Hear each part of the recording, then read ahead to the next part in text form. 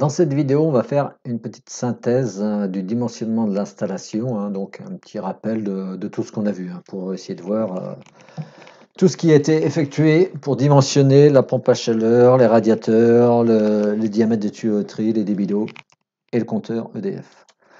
Donc, premièrement, on avait évalué la puissance avec le tableur Excel. C'est une évaluation globale. Donc, on avait trouvé. Et après, on a déterminé une puissance de pack. On a pris une puissance de pack de 5,5 kW à une température de 7 degrés Celsius, sans les résistances électriques. En deux, on a évalué la capacité du ballon tampon avec un tableur. On a pris un volume de 43 litres. Donc, dans le commerce, vous allez trouver des 50 litres. Donc, ça sera très bien adapté, un 50 litres. Donc, en 3, évaluation des déperditions pièce par pièce. Donc, avec l'application Pack Créneau. Donc là, j'ai trouvé une puissance de déperdition de 5,8 kW à -7. Donc j'ai une puissance de pack de 5,5 kW à -7. Donc c'est parfait, elle est un petit peu en dessous, mais ça pose pas de souci. Parce qu'il y a les résistances après d'appoint, donc pour fournir le complément. Évaluation de la puissance des radiateurs avec tableur, donc on a trouvé 5,6 kW, il y avait 4,6 kW, mais si on remplace les deux radiateurs de la pièce de vie, qui faisait 1000 watts à peu près, par des 1500, ça fait une puissance totale de 5,6 kW. Aussi, il faut faire attention de prendre une pompe à chaleur. On a vu que une basse température, ça ne conviendrait pas, donc il faudra mieux prendre une pompe à chaleur qui délivre du 65 degrés Celsius au départ chauffage. Important. Autrement, vous n'aurez pas la puissance nécessaire et ça va poser des problèmes de consommation et de fonctionnement quand il fera très froid.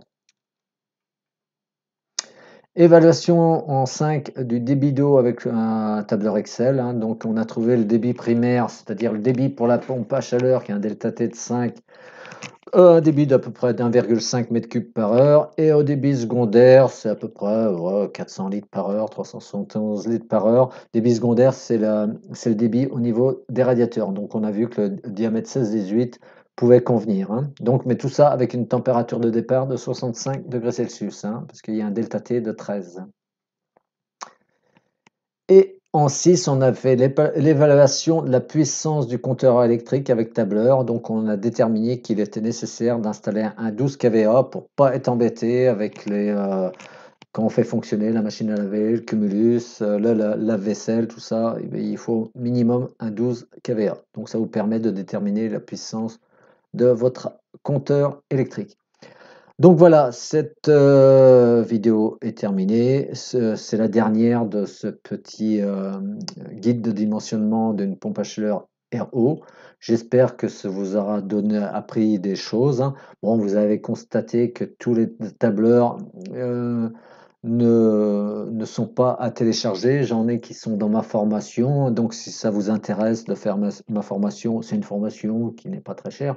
Attention, il n'y a pas que ce qu'on vient de voir. Il y a plein de compléments au niveau des schémas. Il y a plein de petites astuces que je ne donne pas forcément ici, qui vous complètent ce guide. Ce guide, il vous rappelle, vous avez le droit je vous montre moi comment je fais. Vous avez le droit de faire vos propres tableurs, de faire vos estimations par vous-même, il n'y a pas de souci. Moi, ça montre un exemple, je vous donne quand même pas mal de choses.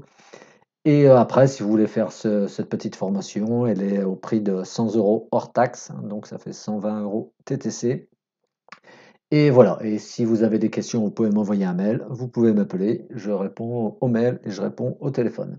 Donc voilà, et bien écoutez, je vous souhaite une bonne continuation et un bon dimensionnement de pompe à chaleur. Et je vous dis peut-être à très bientôt.